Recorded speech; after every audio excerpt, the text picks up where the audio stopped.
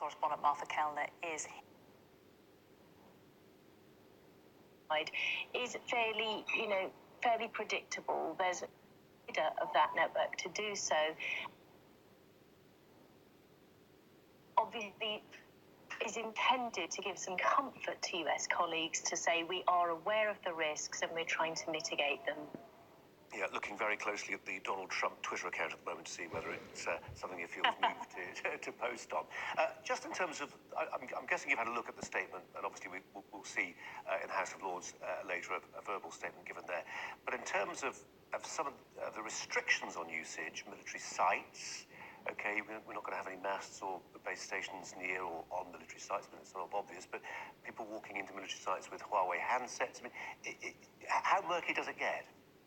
Well, I think the big question is whether a distinction between core and non-core is really valid when it comes to a 5G network. So the Australians, for example, have been very vocal on this, saying the core is no more with 5G because the whole type of network that you have is different from anything we've had before. It's much more intelligent, much more software-driven, and in the jargon, the intelligence is pushed very close to the edge. Now, the edge is where Huawei's allowed to be, albeit with caps. So does it really work? We're not sure, but I think one thing is that the masts and the antennae, the sort of the hardware that Huawei is expected to provide, is fairly, fairly predictable. There's going to be millions of them, but you could put them back together again, find out how they work, and that will remain relatively predictable. But as you say, there are many ways in which you could compromise a network. You don't necessarily have to be the provider of that network to do so, and there are going to be many, many insecure things attached to 5G networks which are going to present their own security challenges. Emily, we've got a busy news day, so just time for one more question, and I suppose it has to be one that puts you on the spot, really. 25 years, 30 years from now, will we regret this decision? I think hopefully in 25 or 30 years' time, there will be a bit more of a competitive market in telecoms infrastructure. Goodness knows what sort of infrastructure we'll be using at that time in the future. It will all feel a lot more virtual, I think. There'll be more infrastructure, but we won't be aware of it. I think one of the key problems here that the UK has stated is that this is actually a market failure where there are so few companies to choose from. Huawei has to be in the picture, particularly if, like the UK, you're already using it. Emily Taylor, appreciate your time. Thanks a lot. Thank you. Now, some breaking sports news now. And the Rugby Super League club, Catalan Dragons, has announced that it has signed Israel Flou. Flou. The move could prove to be very controversial as the player's contract was terminated by Rugby Australia last year after he posted homophobic comments online. Well, our sports correspondent Martha Kellner is here. Martha, they obviously had some concerns before they took him on because their statement is littered with a justification. Yeah, and caveats, their statements are saying, we understand that Israel Folau will not make these sort of statements in the future. And in fact, they've said any further transgressions by Israel Folau will result in an immediate termination of his contract with Catalan Dragons. Now, for those people who are not aware of who Israel Folau is and just why this signing is so controversial, he's an Australian rugby star. He plays in both codes of rugby, rugby league and rugby union. He's one of the most famous sports stars in Australia. But Rugby Australia have distanced themselves from him. They terminated their contract with him after comments that he made on social media. An Instagram post he made in May last year, which was anti-gay in its nature. It said, drunks, homosexuals, adulterers, liars, fornicators, thieves, atheists and idolaters. Hell awaits you. This, as you can imagine, was viewed very dimly by Rugby Australia, who immediately terminated his contract after he refused to apologise for the comments that he'd made. Catalan's Dragons now have offered him a way back in to rugby, despite the fact that he's been cast aside by his own country. And in a statement that Israel Folau did as Catalan's Dragons announced his signing, he said, I acknowledge the views expressed by Super League and the Rugby Football League. I'm a proud Christian, my beliefs are personal, my intention's not to hurt anyone, and I will not be making any further public comment about them. I look forward to my return to the great game of rugby league with Catalan's Dragons. Now, Israel Folau's comments on social media sparked a huge national debate in Australia about freedom of speech and freedom to express your religion versus discrimination. He also recently made comments equating Australia's unprecedented bushfire crisis to same-sex marriage. He said that was God's way of punishing same-sex marriage. So he's a hugely, hugely controversial character. I can understand why Catalan's Dragons would want to sign him. He's a hugely talented rugby player and a player that they need in his squad. But this will not come without backlash. Martha, thank you. Prince Andrew is back in the spotlight again today. The Duke had promised he would help law enforcement agencies with investigations into Jeffrey Epstein, the convicted sex offender and former friend of the Prince. But Jeffrey Berman, Manhattan's top federal prosecutor, has criticised Prince Andrew for providing zero cooperation, despite attempts from his team and the FBI to interview him. Well, joining us now is the extradition barrister and a specialist in crime and public law, Ben Keith. Ben Keith, has Prince Andrew done anything wrong here? Well, not so far as we can tell. At the moment, we're not entirely sure what type of request the US have made of him, whether it's an informal or formal request for him to cooperate. And what difference will that make? Well, it makes a difference in that if it's a police-to-police cooperation where they have just sent letters to his lawyers, he's not compelled to respond to them, at least legally. And if it's a more formal mutual legal assistance request through the UK police, where he has to attend a police station or they come to his home with the FBI and conduct an interview, he can still refuse to be part of that. It's only if they take it a step further and make a formal request through diplomatic channels in order for him to give evidence in a courtroom on oath that they have the power to compel him to assist them. So it would suggest that possibly it's an informal request, because we know the Buckingham Palace are simply saying that this is something that's being handled by Prince Andrew's lawyers. It doesn't sound like there has been a visit to any of the royal palaces, does it? Yes, that's what it sounds like at the moment. We're not sure. It's quite extraordinary for the FBI to go on the record to say that there's been no cooperation as yet. I don't know whether they were expecting him to cooperate or what sort of communications they've had with Prince Andrew. But it seems at the moment he can't be compelled to assist them at the current time, and we're not really sure what information they're trying to get out of him. Well, indeed, wouldn't it be the case that if they felt that he had something that was really incriminating, some information that he could give, that there would be a point to them putting forward all the diplomatic channels, because they would think it'd be very important. But perhaps he's just a quite a low-level witness in their eyes, that they might not pursue it. It could also be that to really go for him would create a massive diplomatic incident that they don't want to create at this point in time. Because, of course, there is equally the case of Ansakoulis, this lady who knocked down the British cyclist Harry Dunn outside the American Army base, and the fact that the UK government want her to come here and she won't. They're quite different cases, though. Ansakoulis is wanted for a criminal offence, and she's being claimed and being granted diplomatic immunity, whereas Prince Andrew is just wanted as a witness to assist in an investigation. Although they involve the same two countries, they're not really comparable in legal terms. Given that the Prince Andrew is just wanted as a witness and wanted for the information that he may or may not have, what would your advice to him be? I think my advice, given the interview that he gave last year, which didn't assist him in any way, would be to not assist at this stage. So, as he has done, essentially, you think he is doing the right thing? Legally, he's doing the right thing. I think for his PR, it's not helped him at all, which is why we're talking about it today. But from a legal point of view, I think he's done the right thing.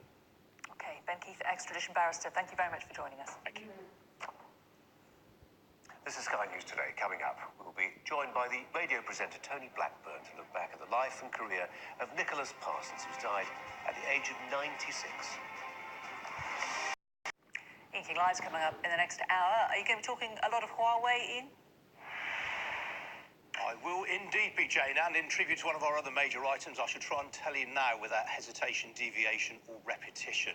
We will be indeed discussing the Huawei decision. Pretty monumental stuff. I can tell you, by the way, that shares of both BT, which is the owner of EE, the UK's largest mobile network, and Vodafone are up by around 1% following this news. Pretty much as expected, but nonetheless a bit of a tonic there for those companies who had agitated for Huawei to be allowed into 5G.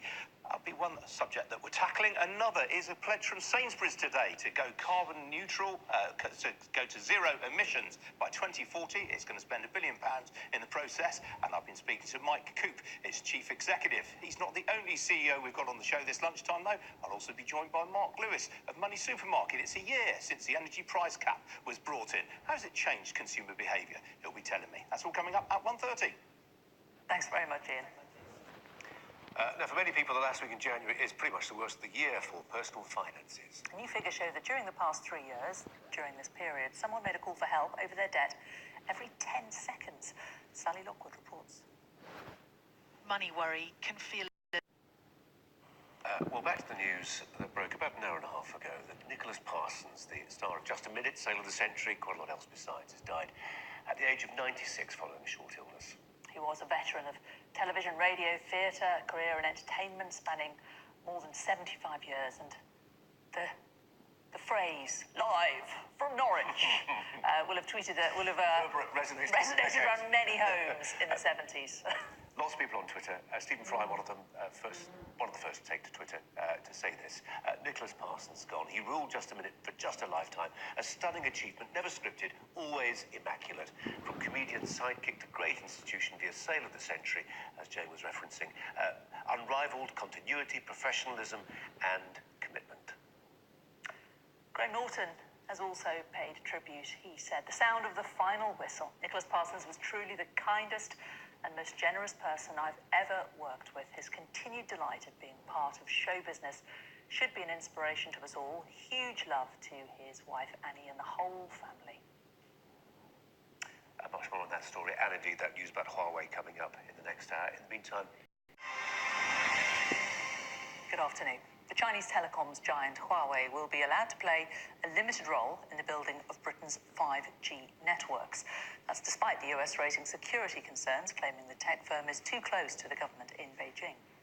Well, Huawei will, however, operate under restrictions. It will be excluded from contributing equipment towards what are described as core parts of the system.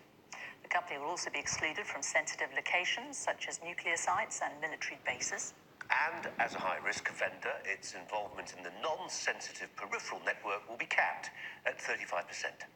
Well, Sky's political editor, Beth Rugby, joins us now from Westminster.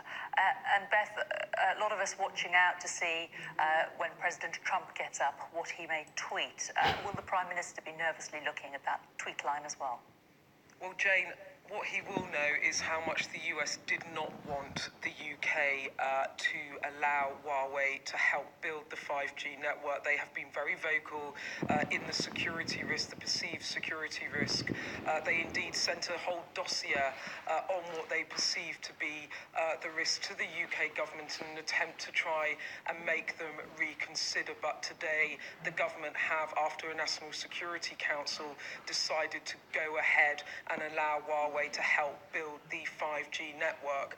And what's going on here really is that there is a trade-off for the government between the security risk of allowing the Chinese telecoms manufacturer to help build that next generation of mobile communications and the economic cost of not doing it. And what Boris Johnson's had to weigh up is the trade-off between these two things. So when it comes to the economy, we've just had a briefing from officials.